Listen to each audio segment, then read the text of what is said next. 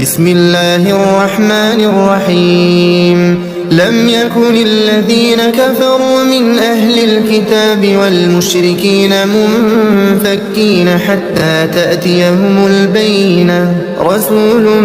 من الله يتلو صحفا مطهرة فيها كتب قيمة وما تفرق الذين أوتوا الكتاب إلا من بعد ما جاءتهم البينة وما أمروا إلا ليعبدوا الله مخلصين له الدين حنفاء ويقيموا الصلاة ويؤتوا الزكاة وذلك دين القيمة إن الذين كفروا من أهل الكتاب والمشركين في نار جهنم خالدين فيها أولئك